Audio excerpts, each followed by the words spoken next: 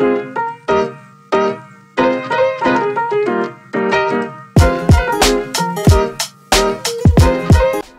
fans de foot, bonsoir et bienvenue dans ce numéro du Clubhouse de Dribble dans son nouveau format avec votre serviteur Marco Noël pour le présenter et un plateau relevé, très relevé ce soir puisque j'ai le plaisir d'accueillir l'homme aux 1000 idées, le Léonard de Vinci du sport, le patron Simon Béot, fondateur et CEO de Moyenne Mentale. Comment ça va, patron? Ça va bien, ça va bien.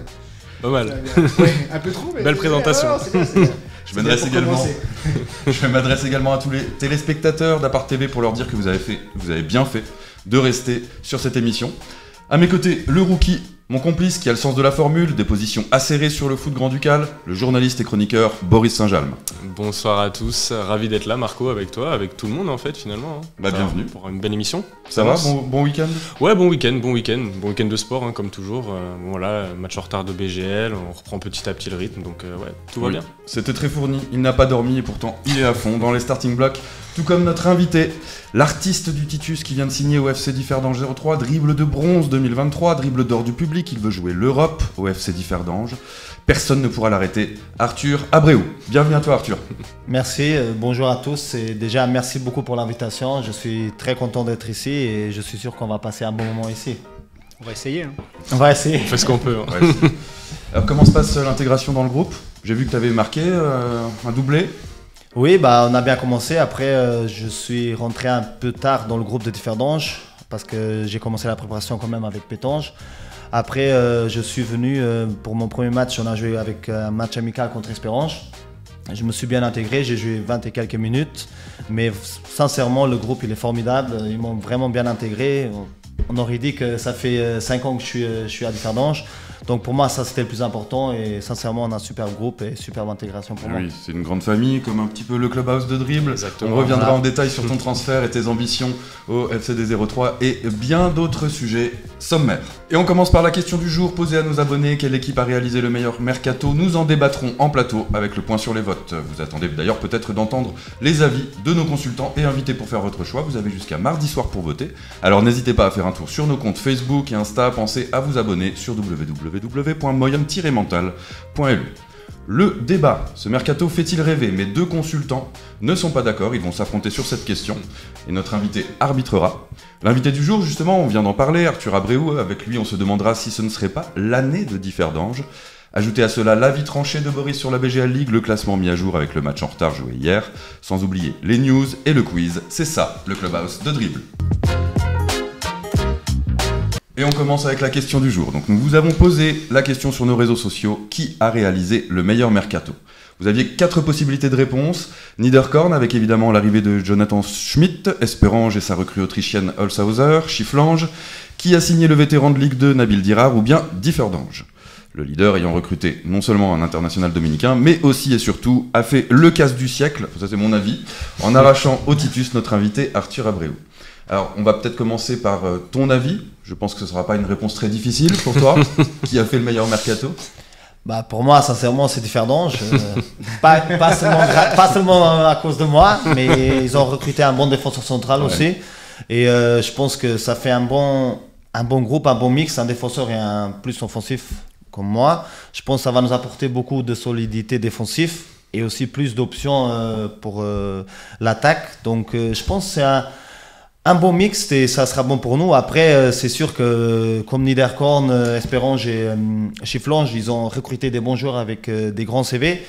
Mais c'est comme je dis, maintenant la BGL, on a beaucoup plus de visibilité pour les matchs internationaux. Donc ça fait rêver même les plus jeunes qui ont un bon CV, comme les un peu plus vieux qui viennent avec 33, 34, 35 ans. Je dirais pas en fin de carrière, mais qui veulent encore jouer quelques matchs internationaux. Donc pour nous, pour les joueurs, c'est bien, mais même pour nous, pour la BGL, pour la visibilité, je pense que c'est très bien.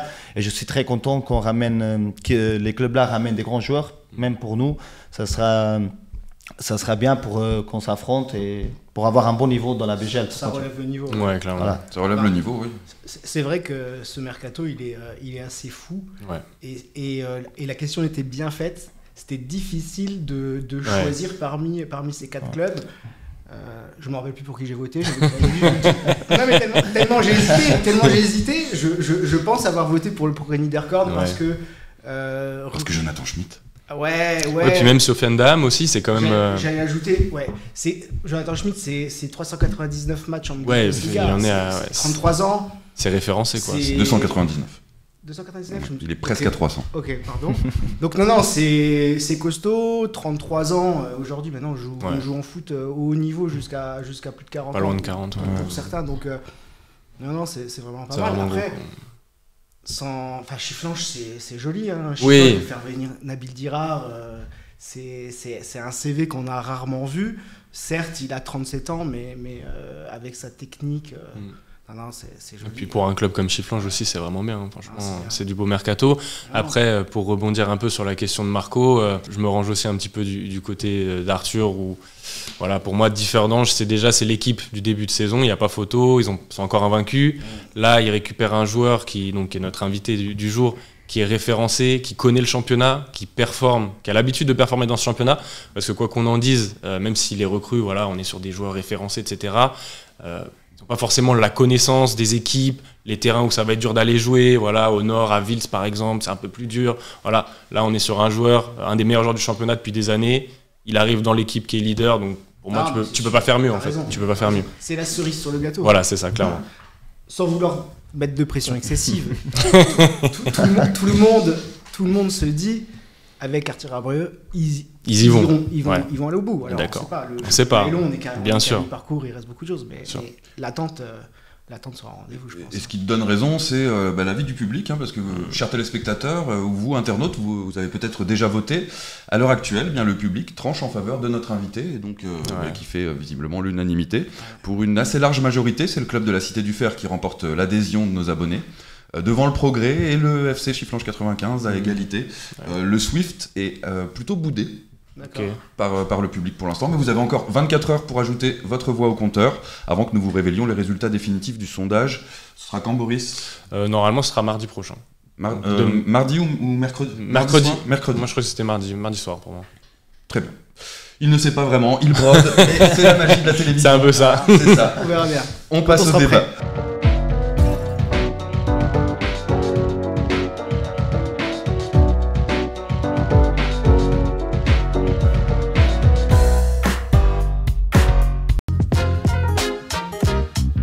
Et on va justement se demander si ce mercato nous fait rêver. Ils sont comme deux boxeurs dans leur coin, ils chaussent leurs protège-dents, ils resserrent leurs gants, c'est le moment pour eux d'entrer dans l'arène. Arthur, soyez attentifs, parce qu'il faudra trancher, c'est vous qui arbitrerez ce duel. Chers téléspectateurs, vous n'hésitez pas à commenter la vidéo pour nous donner votre avis. Alors, ce mercato fait-il rêver ? Boris défend le oui, il rêve, il a des étoiles plein les yeux. La Ligue des Talents pour lui, c'est la BGL League. C'est à toi Boris, tu as 1 minute pour nous convaincre. Alors comme on en a déjà parlé, effectivement, voilà, notre invité l'a même évoqué, il y a des joueurs de talent qui sont arrivés ce mercato, et sincèrement, on peut que se réjouir du fait que ces joueurs-là arrivent et que ça augmente la visibilité du championnat, et aussi le niveau du championnat, parce que quand on a des joueurs référencés avec presque 300 matchs de Bundesliga au compteur, des joueurs qui ont joué des demi-finales de Ligue des Champions, internationaux confirmés dans leur pays, je pense à Nabil Dirar, presque 50 sélections au Maroc, c'est pas rien. Voilà, on est sur, même pour la recrue Holzhauser au Swift, on est sur un international autrichien qui connaît bien, Holzhauser, un petit côté allemand, voilà, qui sont quand même des joueurs référencés, qui ont l'habitude de jouer dans des top championnats, donc pour moi, ça montre vraiment, et même aussi le fait de garder un Abreu qui reste dans le championnat luxembourgeois, ça montre aussi que les top clubs luxembourgeois, ils ont cette capacité maintenant de pas forcément laisser partir les meilleurs joueurs du championnat dans d'autres championnats peut-être un peu plus référencés. Donc ça aussi, je trouve, c'est un bon signe. C'est un signe de la bonne santé du championnat, et je pense que voilà, la visibilité du championnat ne s'emporte que mieux, et le niveau aussi par conséquent. Très bien. Ouais, bravo. Le nom va être très petit nom. Je te laisse là. Non, je peux qu'abonder dans le sens de Boris pour toutes les raisons.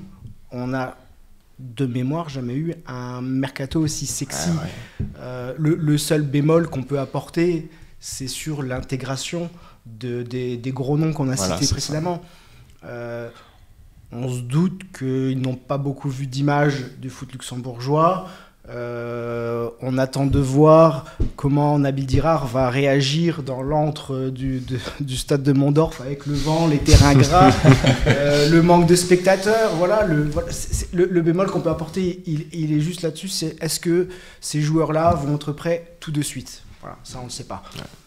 Après, Je pense qu'un Nabil Dirard, pour citer encore lui, je pense que la pression de jouer à Mondorf, à Vils, je pense que ça va aller. Ou à Differdange, ça devrait aller.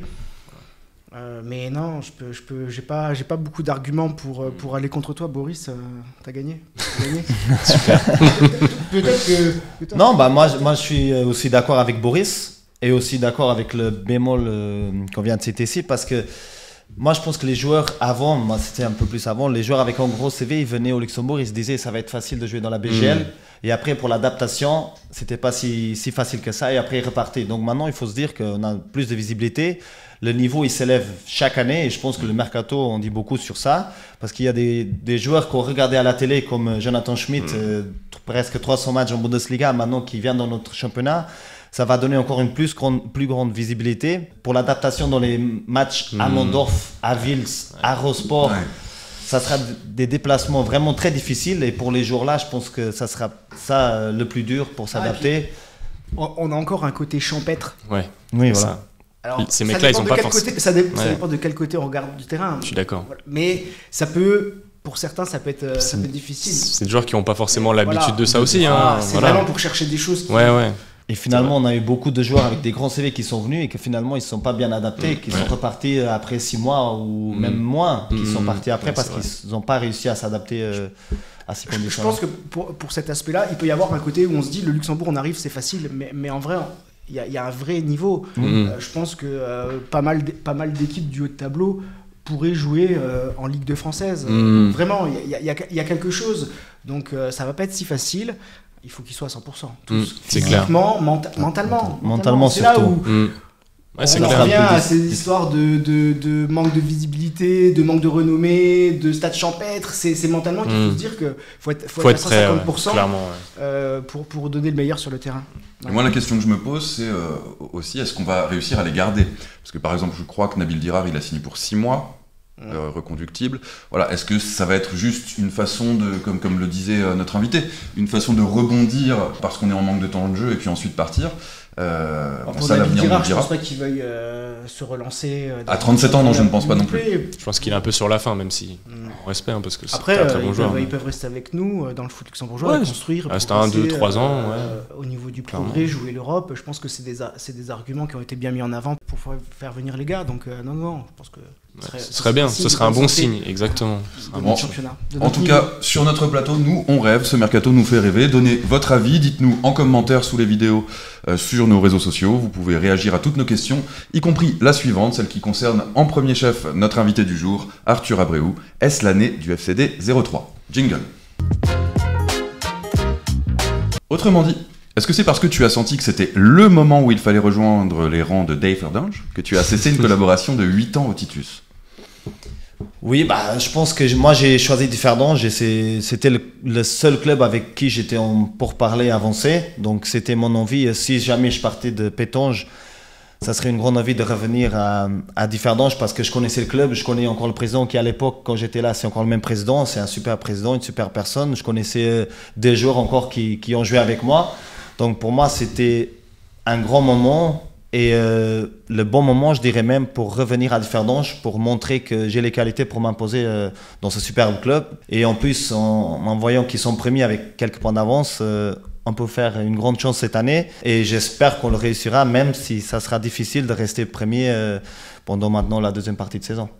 Mais tu crois au titre? Moi, je crois et je pense qu'il faut y croire. Il faut avoir des rêves, il faut y croire. Maintenant qu'on est premier, on ne va pas dire qu'on ne va pas y croire, bien sûr. Donc moi, j'y crois, le club y croit, les joueurs ils doivent y croire. Maintenant, il ne faut pas se mettre trop de pression parce que la deuxième partie de saison, il y aura des matchs très difficiles. Il n'y aura pas de match facile, il n'y aura que des finales. Maintenant, on va déjà commencer contre le Racing. Donc, il n'y aura que des finales. Maintenant, il faut y croire, mais il ne faut surtout pas se mettre trop de pression. Et selon toi, qu'est-ce qui ferait la différence pour que Differdange remporte la course au titre? Surtout la mentalité et le groupe. C'est comme j'ai dit, moi je suis venu il y a 2 semaines maintenant presque et le groupe m'a accueilli comme si j'étais un des leurs. Donc c'est ça qui fait la mentalité. Pour moi, le plus important, c'est d'avoir un groupe soudé, un bon groupe avec une bonne mentalité. Que c'est comme ça qu'ils ont fait la première partie de saison pour pas perdre un seul match, même les matchs amicaux. Maintenant que je suis là, on n'a pas perdu un match amical. Donc c'est ça qui fait la différence, que même dans les matchs amicaux, on veuille toujours gagner et surtout ne pas perdre. C'est ça qui fera la différence. C'est une bonne mentalité et un bon groupe. Comment s'est passé ton départ? du club de Pétange? Ils t'ont facilité la chose? Ils ont compris ta décision? Bah, pour être sincère, il faut que je remercie aussi tout le club de l'Union Titus Pétange parce qu'ils m'ont vraiment facilité la tâche. Bien sûr, ils étaient tristes, mais ils ont compris ma décision. Moi, je voulais toujours jouer l'Europe. J'avais toujours dit que ça serait bien de le faire avec Pétange, mais maintenant, je pense que j'ai tout donné au club, comme le club m'a tout donné aussi. Maintenant, il faut arriver à un moment où tu te dis peut-être je ne peux pas apporter le plus qu'ils ont besoin. Et donc, je leur remercie de m'avoir laissé la chance ou de m'avoir laissé partir pour un nouveau projet, pour réussir à faire l'Europe. Donc, je les remercie aussi pour m'avoir facilité la tâche. Oui. Et eux aussi, ils vous ont remercié parce qu'on a vu des vibrants hommages sur les réseaux sociaux, des choses vraiment très très jolies. Oui, c'était 8 ans. 8 ans, c'est beaucoup. Donc, c'était 8 années passées incroyables avec des bons moments, surtout des moins bons. Comme je l'avais dit, je me suis blessé au pire moment de la saison parce qu'on avait fait l'Europe à l'époque et je n'ai pas pu faire parce que je me suis blessé. Donc, ils m'ont toujours soutenu. Ils étaient toujours là pendant l'année là où j'étais blessé. Ils m'ont toujours soutenu. Et je pense que c'est grâce à ça que je suis resté aussi 8 ans là-bas parce que c'était un club familial aussi. Donc, je les remercie pour ça aussi. Et je les remercie surtout pour m'avoir laissé ma chance de partir dans un nouveau projet pour essayer d'accrocher l'Europe et pourquoi pas le titre, oui. Pour parler un peu terrain, tu as échangé avec le coach avant de venir? Positionnement, tactique? Oui, comment ça... Oui, il m'avait parlé, il m'avait téléphoné avant que je signe pour m'expliquer un peu le projet. Maintenant, j'ai fait les matchs amicaux. C'est vrai qu'ils jouent dans un système différent, mais moi, je m'adapte bien au système aussi parce qu'ils jouent avec, on va dire, des faux ailiers. À Pétange, je jouais des fois comme faux attaquants aussi. Donc, non, l'adaptation dans leur système, ça sera pas difficile. Je pense que si tu as une bonne mentalité et si tu rentres dans un bon groupe et eux, ils t'intègrent bien, je pense que tu peux t'adapter dans n'importe quel système. Principalement, tu joueras ailier gauche? Ailier gauche. Je préfère le côté gauche, mais si le coach me fait jouer dans le côté droit, je jouerai aussi dans le côté droit parce que je m'adapte bien sur les deux côtés. Donc pour moi, ça sera pas difficile de m'adapter. Ouais, tu regardes quand même le secteur offensif de Differdange. Jorginho, Naguera, Abreu qui vient d'arriver, Guillaume Trani. Ça ferait un beau champion, moi je trouve. Oui, on a un bon groupe offensivement, mais comme je l'ai dit aussi défensivement, parce qu'ils ont la meilleure défense. On a la meilleure défense. Il y a un renfort qui arrive. La meilleure attaque aussi. Ils reprennent un défenseur central. C'est comme je disais, on a un beau groupe. Si jamais, j'espère pas, mais on aura des blessés ou des suspendus, on a toujours le groupe que il peut sortir, l'autre peut rentrer, on perd pas la qualité. Donc pour moi, c'est ça qui fera la différence, c'est d'avoir un groupe de 24-25 joueurs et qu'on peut tenir jusqu'à la fin pour tous ces matchs. Il y a la coupe aussi. Vous êtes encore... oui, il y a la coupe aussi. On joue contre Monderconge à Monderconge, donc ça peut être un atout aussi. Les Differdange, ils sont habitués à gagner les coupes de Luxembourg, donc ça aussi c'est historique de gagner autant de coupes. Maintenant, pour moi, ça sera un titre aussi à ajouter, j'espère, à ma carrière. Ça sera un super moment et c'est comme je dis, j'espère que ça sera le moment du Differdange pour faire les deux, on espère. Tu retiens quoi de tes 178 matchs, 79 buts, 49 passes décisives sous les couleurs de Pétange? Ça fait beaucoup déjà. Bah c'était des moments incroyables. Quand je me rappelle de la fusion, quand on a fait la fusion en 2015, j'ai été le premier joueur à avoir signé pour la fusion. J'étais vraiment ravi des personnes que j'ai connues là-bas qui m'ont présenté le projet. À l'époque, on était en promotion d'honneur et ils m'ont dit qu'en 2, 3, 4 ans, ils voulaient se stabiliser en BGL pour réussir à faire l'Europe. Donc moi, ça m'a donné le petit plus pour signer là-bas. Donc je l'ai signé et maintenant si je regarde mon parcours aujourd'hui, je dirais que c'était le bon choix que j'ai fait, à part parce que j'étais un peu déçu de ne pas avoir fait l'Europe. Mais bon, ça c'est une autre chose. Mais c'était pour moi le bon moment à l'époque de signer dans ce club-là, super familial, qui m'ont bien accueilli, qui m'ont donné la possibilité de grandir en tant que joueur, mais surtout en tant qu'homme parce que je suis arrivé... J'étais un jeune joueur tout petit qui n'avait pas d'expérience. Ils m'ont pris, ils m'ont fait progresser, ils m'ont donné le plus, comme je dis, la motivation pour faire ces 8 ans. Tout le monde est en forme pour recevoir le Racing? Oui, on est tous en forme, on est tous prêts. On a un super groupe, on a fait notre dernier match amical, on a gagné contre Steinzel 3-0. Mais on voit que le groupe il est motivé, soudé. Et c'est comme je dis, on avait la motivation même dans les matchs amicaux. Maintenant, il y a le championnat, il y a encore un surplus de motivation. Et nous, les joueurs, comme tout le club, on va rester le plus longtemps possible en tant que premier. Tu vas avoir un petit peu de trac tu vas rentrer sur le terrain. On a encore du trac quand on a... Un peu, mais ça sera vraiment joli d'être revenu à mes bases parce que je suis un Differdangeois et donc ça, c'est le plus important. Je connais le club, je connais toute la ville de Differdange, je connais toutes les personnes. eux, ils sont contents, mais moi, je suis content aussi d'être venu à mon club d'Yverdonge, à ma ville. Je suis très content de l'avoir fait. Encore plus quand ils sont leaders. Voyons justement le classement rapidement mis à jour avec la victoire hier du Victoria face à la Jeunesse d'Esch. Donc Rosport grimpe jusqu'à la 8e place. La Jeunesse a manqué de l'opportunité de se sortir de la zone rouge, même s'ils ne sont qu'à 3 points du 11e. En haut de tableau, donc évidemment, on a le leader d'Yverdongeois. Le F91 de Dudelange est à 4 points du leader, talonné de près par le Swift et le Progrès en embuscade.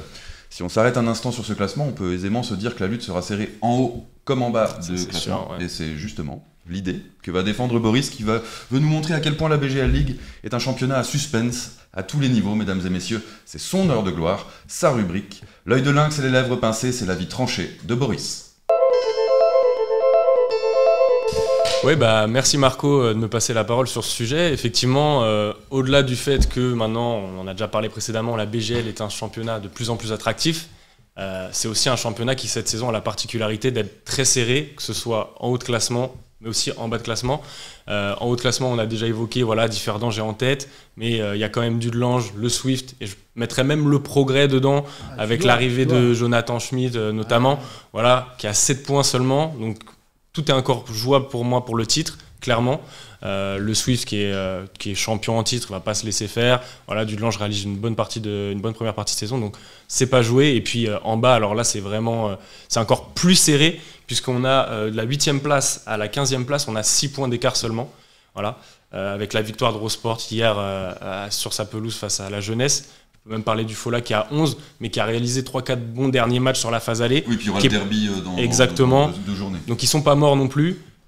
Clairement, on a du suspense à tous les niveaux. On a des équipes surprises aussi, comme le Racing qui s'est bien renouvelé cet été, qui est quand même 5e, qui fait une bonne saison. Donc on a des enjeux à tous les niveaux, et en fait c'est super excitant à suivre, tout simplement. Petit bémol. Pour la lutte pour le titre, on a quand même Differdange qui a fait un petit break. Oui. Avantage évidemment pour Differdange, parce qu'ils ont fait le break sur tout le monde. Vaut mieux être devant. Vaut mieux être devant. Vaut mieux être devant que derrière, ça c'est sûr. Dudelange a vu son entraîneur partir. Swift Esperange, sur le papier, avant chaque début de saison, on les met champions, on les met large vainqueurs, avec beaucoup de points d'avance. Et cette année, c'est quand même hyper compliqué. C'est compliqué. En ce moment, il se passe des choses encore plus compliquées. Le Progrès Niederkorn, ils ont un recrutement hyper ambitieux et ils ont énormément envie de rattraper les... Non, effectivement, c'est super serré, mais Differdange a un petit coup d'avance quand même. Ouais, un petit coup d'avance. Après, je pense que ça va aussi se jouer sur les confrontations directes et le moment des confrontations directes. Exactement, ouais. Là, si on regarde un petit peu le calendrier, déjà le premier choc, c'est dimanche prochain, Differdange qui reçoit le Racing. On y sera, on le débriefera ensemble dans le clubhouse de la semaine prochaine. Et puis si on regarde à la journée 18, moi je me suis vraiment noté, puisque le Swift va recevoir le Progrès. Et ça va être vraiment un match à énorme enjeu. Bon indicateur. Et le Swift, on en reparlera dans les news, mais effectivement... on sait pas trop. On sait pas trop, et le côté extra-sportif peut venir altérer la suite de la saison. De toute façon, c'est une équipe qui a changé d'entraîneur. C'est ça. C'est une équipe qui a toujours beaucoup de mouvements. Effectif très étoffé, donc parfois un peu compliqué. De toute façon, tu vois bien au classement, là, même si Differdange est premier invaincu, ils ont 33 points en 15 journées. C'est un peu plus de 2 points de moyenne par match, mais sur des moyennes qui sont quand même pas super élevées. Ça prouve bien que chaque équipe est capable de prendre des points à chaque équipe. Et même les équipes de tête, quand elles vont devoir aller jouer à Monderkange, à Kargeng, etc., va falloir enfiler le bleu de chauffe pour aller chercher les 3 points sur ces terrains-là, tout simplement. Ouais, et en bas de tableau, c'est encore plus serré. En bas de tableau, c'est vraiment... On a l'impression que tout le monde peut descendre, tout le monde peut se maintenir, tout le monde peut jouer le barrage. Tu gagnes 2 matchs, Après, quand on a 11 points, faut vite gagner. Il y a le derby, tu as parlé tout à l'heure du derby, c'est dans 2 journées, c'est la 17e journée. Donc effectivement, Fola va recevoir la Jeunesse le 18 février. Ouais. Ça, ce sera un derby. La Jeunesse avait eu du mal hier. Ouais, clairement, la Jeunesse était en grosse difficulté hier. Ce match-là, ce derby-là, je pense que les 2 équipes elles se le sont notées dans leur calendrier, parce que au-delà de la, on va dire, suprématie régional, ça va surtout être super important d'un point de vue comptable parce que pour le maintien, voilà, la jeunesse, on sait, en plus c'est 2 clubs historiques luxembourgeois, on le sait, mais sur le papier, les clubs historiques, faut les jouer les matchs. Tu les gagnes pas, on te les donne pas. Donc, Arthur, tu les as tous joués ces équipes? Qu'est-ce que tu as pu constater de la pelouse? Tu vois, il y a des équipes qui sont vraiment en dessous. Moi, je dirais peut-être le Fola parce qu'ils sont une équipe jeune. Très jeune. Et ils ont perdu beaucoup de points parce qu'ils avaient une équipe jeune. Eux, au lieu d'essayer de prendre un point, ils voulaient toujours gagner. Donc, ça leur a pêché un petit peu. Après, pour moi, la jeunesse, ce qui me choque un peu plus, c'est la jeunesse parce que c'est un club historique au Luxembourg. Pour la BGL, et de les voir avant-dernier, c'est un peu triste. Mais après, pour les clubs d'en bas comme pour les clubs d'en haut, tous les matchs, ça sera des finales. Parce que des clubs comme le Fola, ils veulent prendre des points le plus rapidement possible. Les clubs d'en haut, comme Differdange, veulent pas perdre de points. Donc ça sera que des finales. Nous, quand on ira jouer à Fola, ça sera une finale pour nous comme pour eux, parce qu'ils savent très bien que s'ils perdent, ils peuvent descendre. Donc ça sera des finales dans les deux sens. Et pour moi, je pense que c'est l'année où c'est le plus serré, en bas comme en haut. Et je pense que ça sera beau aussi pour la BGL, parce que tous les clubs doivent se donner à fond. Et ça sera tous les week-ends, ça sera des finales pour tout le monde. Donc ça, on a un tout tout petit ventre mou cette année. Oui. Petit, vraiment léger. Alors, est-ce qu'on peut dire que 5e, c'est être dans le ventre mou avec le Racing ou 6e avec Pétange? Mais les équipes un peu à l'abri, on a l'impression que il n'y a pas tant de ça. Non, il n'y a pas tant de ça. Que ça à l'abri. Ah oui, il y aura bagarre de toute façon. Pour le titre, pour les places européennes, bataille pour le maintien, voire les barrages. Donc vraiment, c'est un championnat à suspense à tous les niveaux. En plus, on a un mercato qui fait rêver. Enfin, décidément, on est vraiment content de cette BGL League cette année. On est gâtés. Moi, j'aurais plus rien à ajouter. Okay. On peut arrêter. Pardon, Maurice. Il y a Maurice qui a des choses à ajouter puisque ça va être le moment des news et j'en profite pour vous présenter une première news. C'est la sortie de Mental la semaine dernière, le nouveau Mental, avec Monsieur le ministre des Sports en couverture. Voilà. Exactement. Très bien. C'est à savoir pour les news. Et puis voilà, on va parler un petit peu des news, de ce qui s'est passé récemment dans le football luxembourgeois. Alors la première grosse info de ces derniers jours, c'est Gerson Rodriguez, qui va jouer, qui va découvrir un nouveau championnat puisqu'il rejoint le Slovan Bratislava en prêt. Voilà, il a finalement réussi à se dépêtrer de ce petit imbroglio dans lequel il était avec son club du Dynamo Kiev. Finalement, il va au Slovan, prêté 6 mois, il portera le numéro 10. Moi, je pense que c'est plutôt une bonne chose, une bonne nouvelle pour la sélection. Ah oui. Voilà. Qu'il ait des matchs dans les jambes. Qu'il ait des matchs dans les jambes, exactement, parce qu'on sait que c'est l'atout offensif numéro 1 de la sélection. Donc ce sera encore mieux si il a quelques matchs dans les jambes, histoire de pouvoir faire des différences. Là-bas, on en aura bien besoin, je pense, très clairement. Ensuite, en autre news, il y avait également ce week-end la finale de l'Indoor Cup pour les dames futsal. Voilà, compétition où il restait 6 équipes et où c'est le Swift Espérange qui l'a emporté. Le Swift qui sauve un petit peu sa saison, on va dire, puisqu'en championnat, ils sont déjà un petit peu loin. Donc c'est toujours un trophée ramené à la maison. C'est toujours bon à prendre, on va pas se mentir. Et puis aussi, pour parler un petit peu des matchs amicaux, voilà, on a pu voir que Pétange, notamment l'ancien club de notre invité, s'est imposé ce week-end contre Dudelange.